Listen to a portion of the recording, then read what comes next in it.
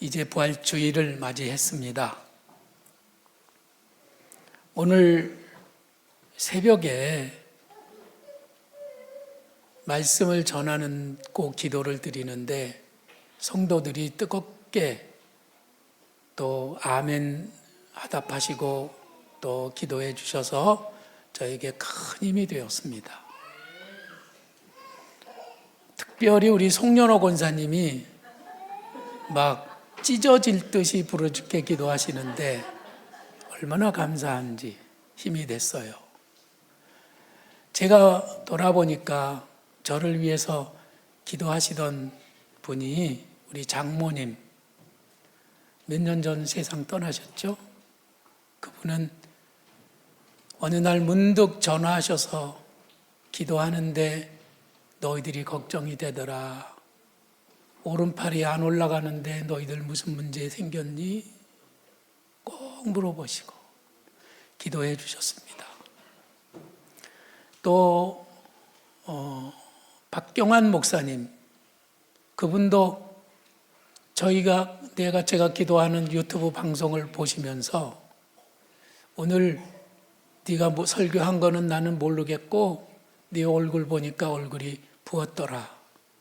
목소리가 기운이 없더라. 그러시면서 걱정해 주셨습니다. 근데 그분들이 다 돌아가셨어요. 또 저를 위해서 특별히 기도하시는 우리 박말순 권사님, 참 그분은 저 한 사람만을 위해서 존재하는 것처럼 그렇게 헌신하셨습니다.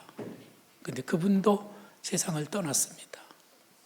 물론 여러분들이 중보기도 할 때 제일 먼저 담임 목사님을 위해서 기도하고 애쓰시는 거 저 알고 있고 여러분들의 그 큰 사랑을 제가 늘 받으면서 감사하고 있습니다. 여러분들이 저를 위해서 더 많이 기도해 주시기를 꼭 부탁을 드립니다. 이 부활절에 제가 살아날 수 있도록, 우리가 또 다시 회복될 수 있도록 뜨겁게 기도해 주시는 은혜가 있기를 부탁을 드립니다. 오늘 여러분들에게 부활란을 나눠드리려고 준비했습니다. 이렇게 만들었는데 요거 한 사람이 3개씩 가져가실 수 있어요. 가져가셔서 혼자서 드시지 말고 하나는 내가 먹고 2개는 다른 사람에게 나눠주시기 바랍니다. 구운 계란이니까 이거 조금 두고 잡수셔도 상관없습니다. 그래서 부활의 소식을 전하시면서 뭐라고 하느냐 하면은 드림교회가 하디기념교회로 이름이 바뀌었습니다.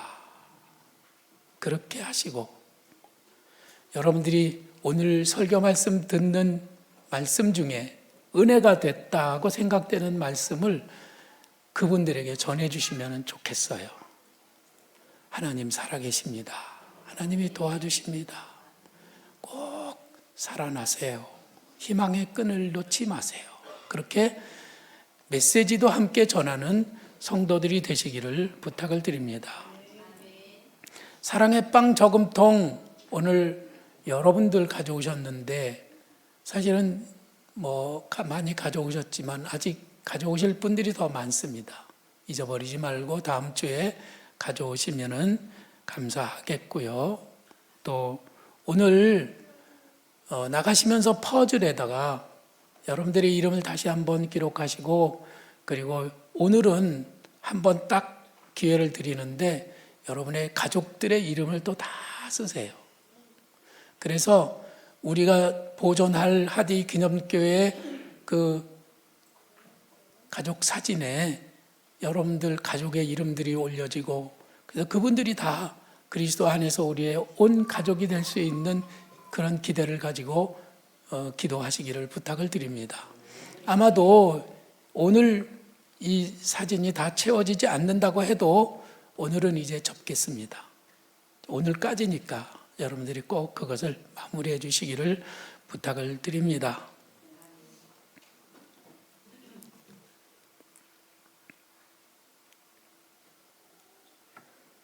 첫 번째 부활절 아침에 있었던 일을 우리들이 나누려고 합니다. 예수님이 십자가에 돌아가시고 며칠 만에 부활하셨죠? 사흘 만에 부활하셨습니다. 금요일 돌아가시고 토요일 지나 그리고 주일이 됐을 때 이렇게 안식 후 첫날 예수님께서 부활하신 겁니다.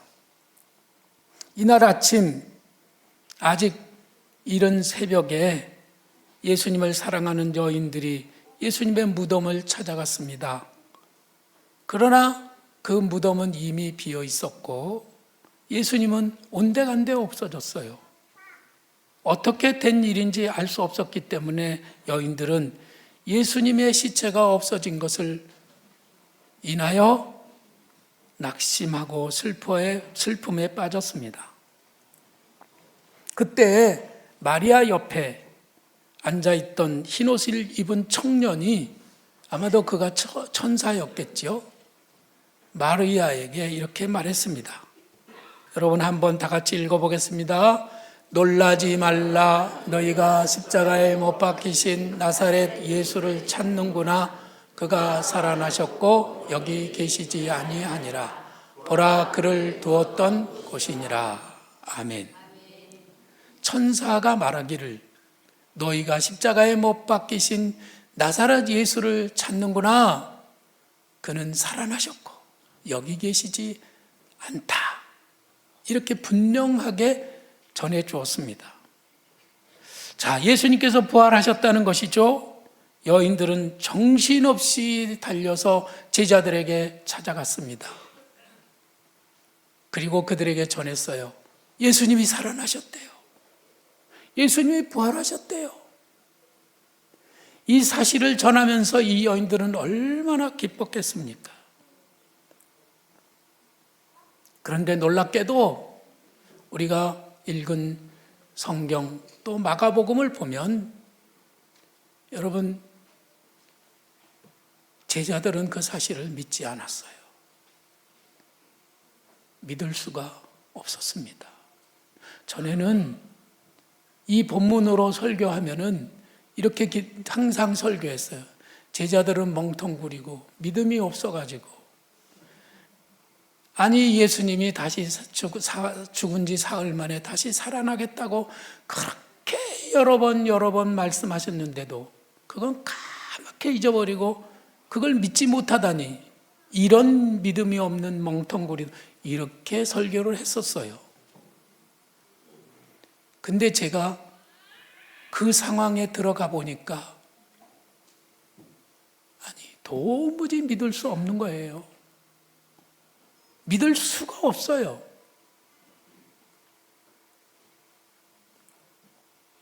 제자들은 갈릴리에서 처음 예수님을 만나 예수님을 따르면서 그때 너무 좋았어요.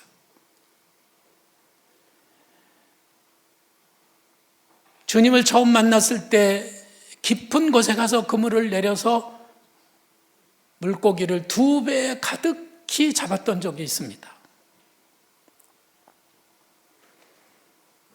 풍랑을 잔잔하게 하시는 예수님, 물 위를 걸어오시는 예수님을 보면서 그들은 깜짝 놀랐죠. 보리떡 5개와 물고기 2마리로 5,000명을 먹이고 12광주리가 남았던 적도 있었습니다. 그때 그들은 꿈꾸는 것 같았어요. 그들은 인생의 전성기, 황금기를 살았던 것입니다. 그때 제자들은 예수님과 함께라면 무엇이든지 할 수 있겠다는 자신감과 용기를 가지고 하나님 나라를 세우겠다는 꿈을 꾸게 되었습니다. 로마의 황제나 헤롯 왕 같은 어떤 권력자도 문제가 될 것이 없었습니다.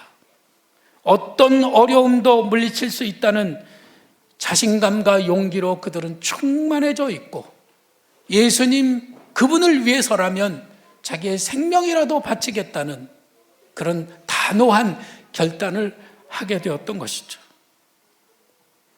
그런데 어느 날 예수님이 십자가에 달려 그만 처참하게 숨을 거두셨습니다.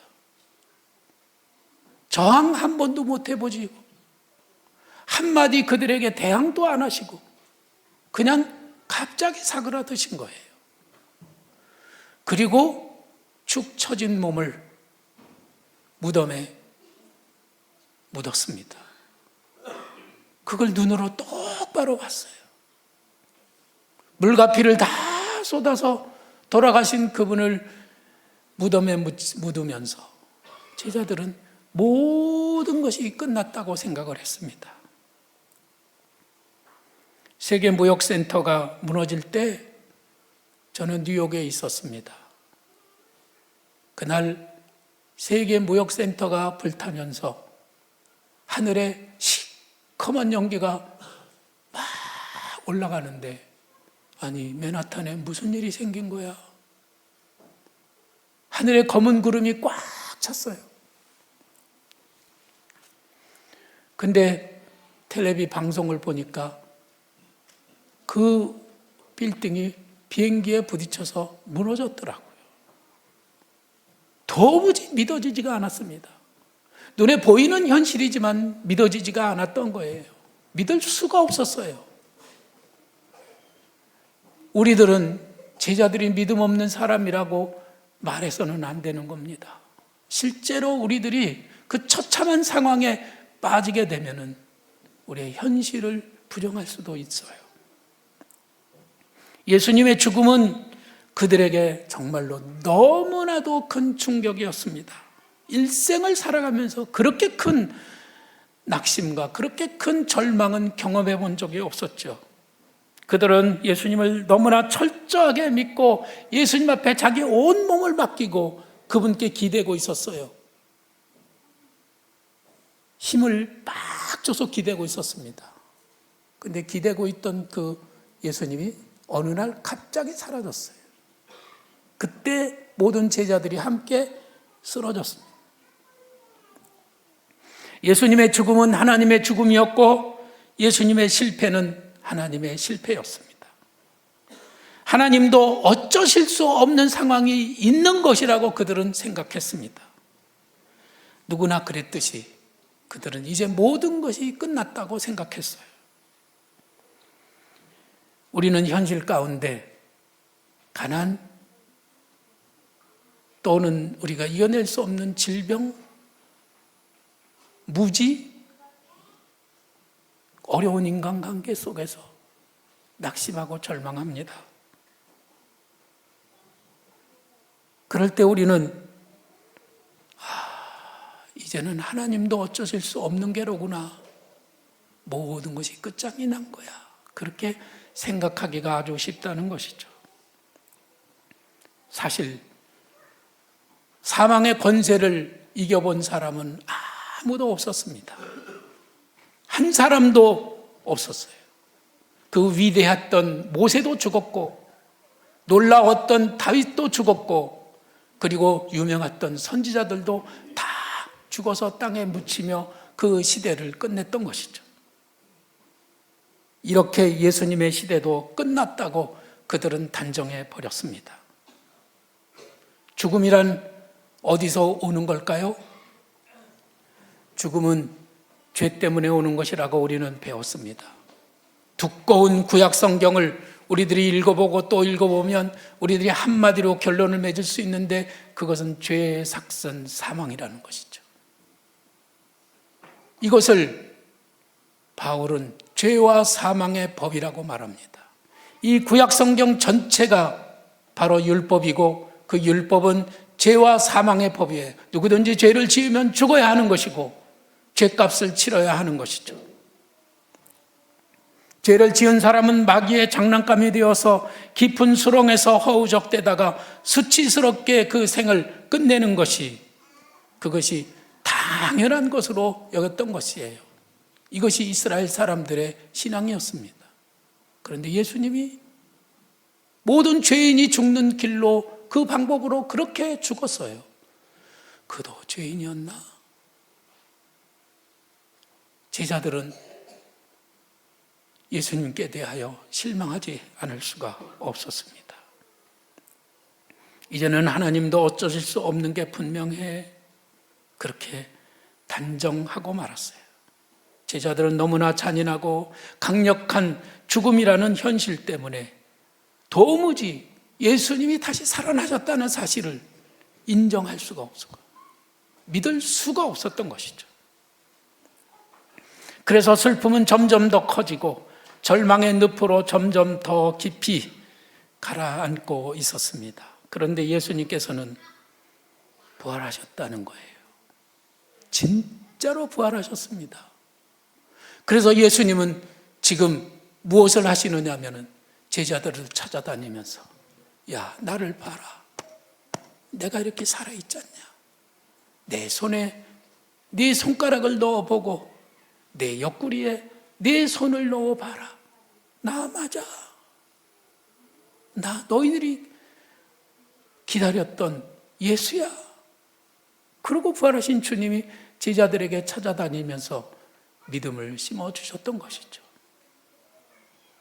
저는 예수님께서 오늘 우리들에게도 찾아오셔서 주님이 부활하셨다는 사실을 확인시켜 주시면서 부활을 믿으라고, 그 믿어야 우리가 살 수 있다고, 믿어야 우리가 맡겨진 사명을 감당할 수 있다고, 믿어야 우리가 일어서서 하나님을 찬양하며 세상에 빛이 될 수 있다고, 그렇게 오늘도 우리를 말씀으로 격려해 주시고 계십니다.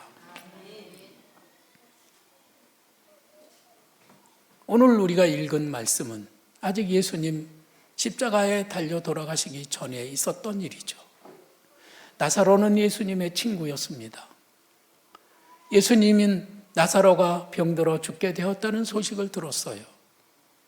그런데 예수님은 곧장 가지 아니하시고 이틀을 더 기다렸다가 말씀하시기를, 자, 나사로를 깨우러 가자.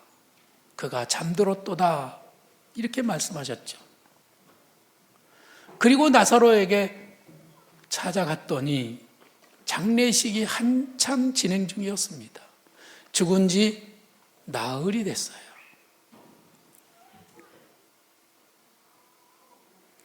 예수님이 문 앞에서 기다리던 마르다를 만났는데 마르다는 펑펑 울었습니다. 그 우는 모습을 보시고 예수님도 같이 우셨습니다. 그러면서 이렇게 위로해 주셨어요. 내 오라비가 살아나리라. 예수님의 말씀은 곧 현실이 됩니다. 믿으시면 아멘.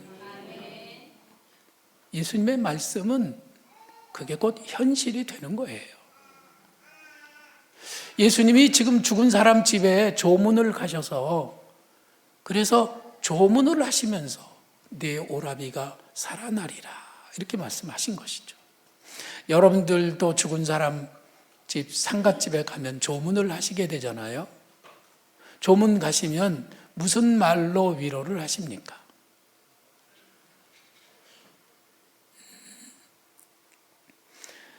보통 우리 그리스도인들은 하나님의 위로가 함께 하시기를 빕니다. 이렇게 기도하시죠. 인사하시죠. 그 다음에 전통적으로 우리는 이렇게 인사했어요. 상사 말씀 잃을 데 없습니다. 이 슬픈 일을 당했는데 제가 뭐라고 말해야 될지 모르겠습니다. 이런 뜻이에요. 근데 우리 그리스도인들이 쓰지 않는 말이 있는데 그건 뭐냐면 명복을 빕니다라는 말입니다. 명복은 뭘까요? 저승에 가서 복을 받아라 이런 말이에요. 그것은 우리 기독교 신앙하고는 배치되는 말입니다. 저승에 가면 끝이죠.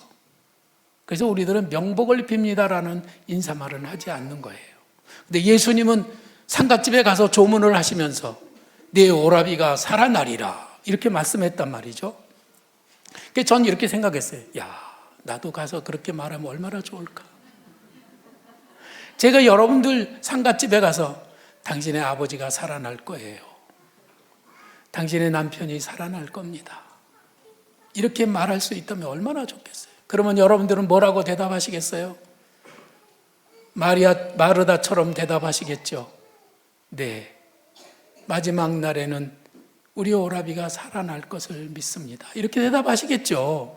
그죠? 마지막 날에는 우리가 천사장의 나팔 소리와 함께 다 일제히 부활한다고 말씀하셨잖아요. 그런데 예수님은 그 말씀이 아니었어요. 나는 부활이요 생명이니 나를 믿는 자는 죽어도 살겠고 살아서 나를 믿는 자는 영원히 죽지 아니하리니 이것을 내가 믿느냐 이렇게 말씀하신 거예요. 현실 속에서 지금 그가 부활한다는 그런 말씀이었어요. 놀라운 말씀이죠. 현실에서의 부활을 말씀하신 것입니다. 사후의 부활은 물론이지만은 현실에서도 부활한다는 말씀이에요. 그 부활의 능력, 그 부활의 생명은 오늘 우리의 현실 속에서도 일어날 수 있다고 선포해 주시는 겁니다. 분명히 마르다는 모든 것이 끝났다고 생각을 했어요. 이제 오라비는 다시 만날 수 없다고 그는 단정했습니다. 그런데 예수님은 끝나지 않았다고 말씀하신 거예요. 네 오라비가 살아날 거야. 그와의 관계는 계속 될 거야. 너의 하는 일은 계속 이어질 거야. 이것을 주님이 선언하신 겁니다.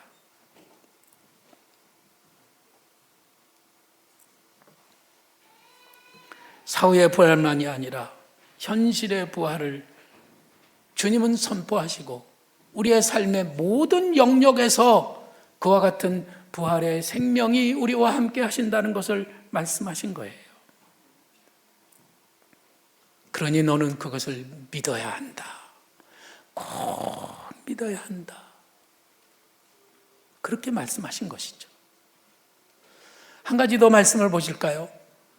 구약 성경에 있는 말씀인데 에스겔 선지자가 어느 날 환상 중에 골짜기에 마른 뼈들이 가득한 것을 보았습니다.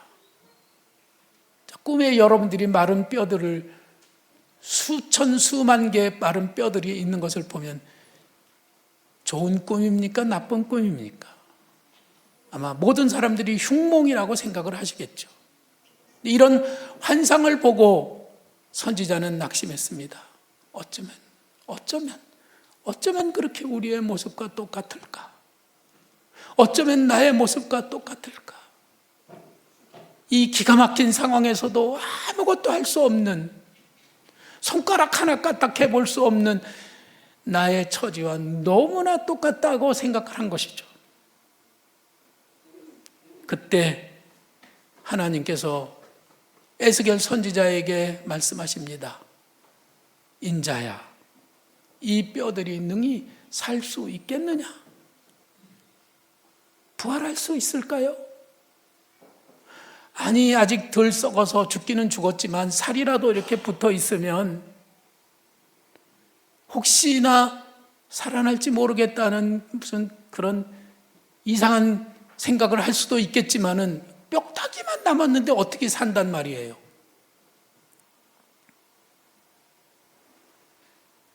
이는 마치 지금 강대국에 완전히 유린을 당하고 망해버린 유다라는 나라를 향해서 이 나라가 다시 회복이 될 수 있겠느냐고 물어보시는 것과 똑같은 질문이었어요. 마른 뼈들처럼 무능하고 절망적인 상황에 처해 있는 우리들에게 지금 주님이 말씀하고 계시는 거예요. 인자야, 문목사야, 이 뼈들이 살아날 수 있을 것 같니? 이 뼈들이 일어나서 하나님의 군대가 되어서 하나님의 일을 할 수 있는 것 같니? 그렇게 물어보시는 거죠. 선지자는 숨을 쉴 수 없는 답답한 상황에서 모든 것이 끝나버렸다고 생각을 했던 것이에요. 하나님의 백성인 유다는 이렇게 해서 역사 속으로 사라져가는 것이고 그들을 향한 하나님의 계획과 약속도 이렇게 허무하게 막을 내리는 것이라고 생각하니 정말 견딜 수가 없었습니다. 바로 이때 하나님께서 에스겔의 골짜기에 가득한 마른 뼈들을 보여주시면서 이 뼈들이 능히 살 수 있겠느냐고 말씀하신 겁니다. 저는 토요일 날 설교를 준비하다가 보통 잠이 드는데요. 그럴 때는 하나님의 말씀이 계속 머리에서 되돌이가 됩니다. 근데 어젯밤에는 밤새도록 한 잠도 자지 못하고 10시부터 새벽 4시까지 저에게 주시는 말씀이 바로 이 말씀이었어요. 마른 뼈를 보여주시면서 이 뼈들이 능히 살겠느냐고 계속 확인하셨습니다. 그러면서 하나님은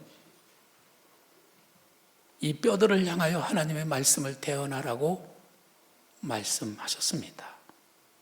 선지자는 하나님의 말씀을 받아서 뼈들에게 하나님의 말씀을 선포했습니다. 다 같이 읽어보실까요? 너희 마른 뼈들아. 잠깐만요. 선지자가 선포하는 것처럼 죽음을 향해서, 어둠의 권세를 향해서, 사망의 그 권세를 향해서, 악한 사탄을 향해서 말씀을 대언하는 선지자들이 되시기를 바랍니다. 여러분의 심령에 그 말씀이 들립니다.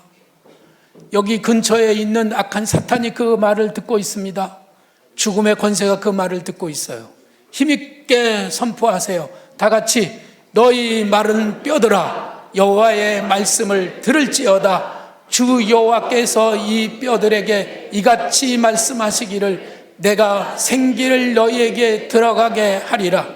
너희가 살아나리라. 아멘. 하나님의 말씀이 선지자를 통해서 선포될 때에 뼈들이 일어나서 맞춰지고, 그리고 맞춰진 뼈에 살이 붙게 되고, 사방에서 생기가 불어와서 그 뼈들이 하나님의 큰 군대가 되었습니다. 나라를 세울 수 있는 만큼의 군대가 된 거예요. 할렐루야. 우리는 율법으로 하면은 죄와 사망의 권세 아래에서 모두가 망하고 죽을 수밖에 없는 죄인들입니다.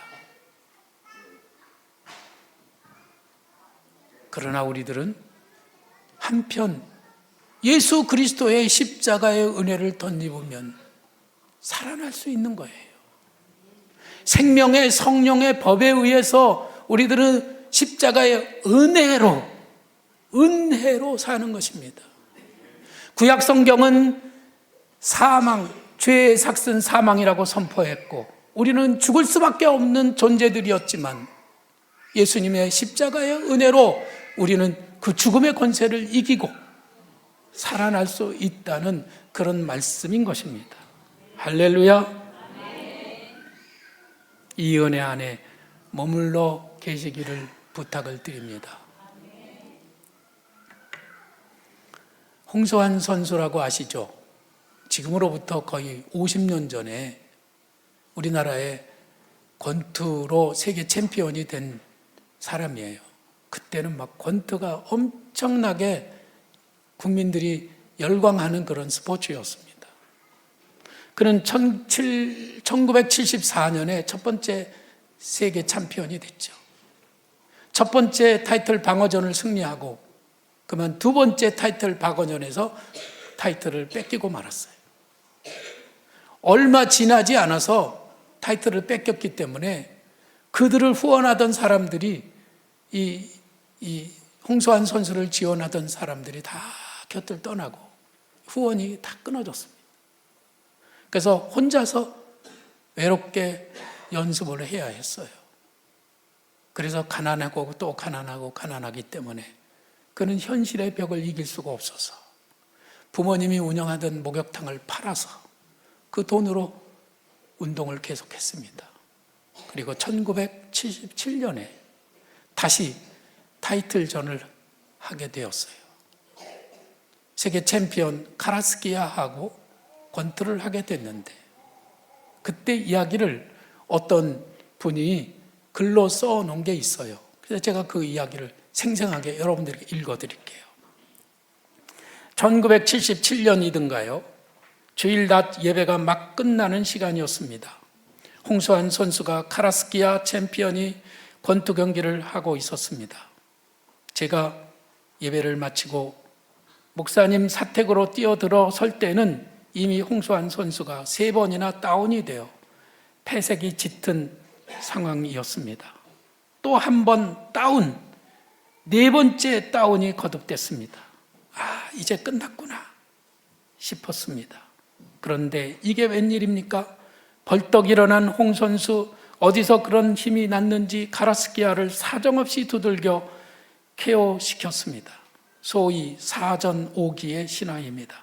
지금 그는 온누리교회 집사로 신앙생활을 잘하고 있습니다. 저는 이 말씀을 우리들이 읽었던 그 나사로의 이야기와 그리고 또 에스겔이 본 마른 뼈의 환상, 그 이야기를 이렇게 오버랩 시켜봤어요. 모든 것이 끝났다고 생각하고 4번 다운됐을 때 홍수환 선수가 마음속에 나는 이제 끝났구나. 그러면 끝났다고 생각하는 그 순간 온몸의 기운이 다 빠지고 다시는 일어날 수가 없는 겁니다. 근데 그는 일어났어요. 어떻게 일어난 걸까요? 그는 끝나지 않았다고 선포한 겁니다. 끝나지 않았어. 그래서 4번 쓰러지고 5번째 일어나서 그는 다시 도전하여 겨우 승리할 수 있었던 거예요. 저는 그가 한 말이 너무 재밌었어요. 이런 말을 했어요. 한 방을 크게 때리려는 사람은 한 방을 크게 맞을 것을 각오해야 한다. 저는 요즘에 제가 한 방을 크게 맞았다고 생각을 합니다. 그러나 이제 끝이라고 생각했던 그때, 끝이 아니라고 선포하고 다시 일어나면 우리는 주님의 능력으로, 그 부활의 능력으로, 부활의 생명으로 다시 일어날 수 있고 승리할 수 있다는 말씀이에요. 그런데 마르다는 모든 것이 끝났다고 생각을 하고 있었어요. 예수님의 제자들도 끝났다고 생각을 했었어요. 에스겔 선지자도 모든 것이 끝났다고 생각을 했어요. 그래서 예수님께서 또 하나님께서 그들에게 찾아가셔서 아직 안 끝났어. 아직 안 끝났어. 이 마른 뼈들도 하나님의 말씀이면 다시 살아날 수 있는 거야. 그러면서 그들을 격려하고 계시는 겁니다. 무슨 말씀이죠? 무슨 말씀일까요? 여러분, 이 말씀은 어떤 상황에서도 절대로 희망의 끈을 놓지 말아라. 거미줄같이 가늘고 그 가냘픈 그 희망의 끈이라도 끝까지 붙들어야 된다고 하는 것입니다. 눈으로 보기에 지금 상황이 너무나 절망적이라고 해도 죽은 자도 다시 살리시는 하나님을 믿으라는 것이죠. 사랑하는 교우 여러분, 혹시 실패했습니까? 상처가 있습니까? 예수님께서 무덤 문을 열고 부활하셨다고 하는 것은 우리가 기본적으로 믿어야 하는 신앙 고백이기도 하지만 우리들의 현실 속에서 우리가 믿지 않으면 이 현실을 도무지 이길 수 없는 주님이 주신 절대 신앙입니다. 그것을 붙드시기 바랍니다. 성경은 말씀합니다. 악인은 환난에 엎드러져도 의인은 그 죽음에도 소망이 있느니라. 환난 날에 낙담하면 내 힘의 미약함을 보임이라 말씀하셨죠? 의인과 악인의 차이가 어디 납니까? 악인은 하나님을 믿지 않기 때문에 한 번 넘어지면 못 일어나는 거예요. 그것이 악인이에요. 그러나 의인은 넘어져도 하나님, 부활하신 예수님을 믿기 때문에 그는 다시 일어나는 겁니다. 그는 7번 넘어져도 8번째 다시 일어난다는 말씀이에요. 하나님은 우리가 쓰러져서 이젠 끝났다고 생각하고 다시 못 일어나는 사람이 되기를 원치 않으십니다. 지금 일어나기를 원하시기에 오늘도 우리에게 찾아오셔서 말씀하십니다. 아들아, 희망의 끈을 놓지 말아라. 딸들아, 절대로 포기하지 말아라. 그렇게 말씀하시고 오늘도 우리를 격려하십니다. 나사로는 그 말씀을 인하여 살아났고 유다 백성들은 포로 생활에서 나와서 나라를 새롭게 건설하였습니다. 그것이 부활의 생명이고 부활의 능력입니다. 할렐루야. 우리 함께 찬양하겠습니다.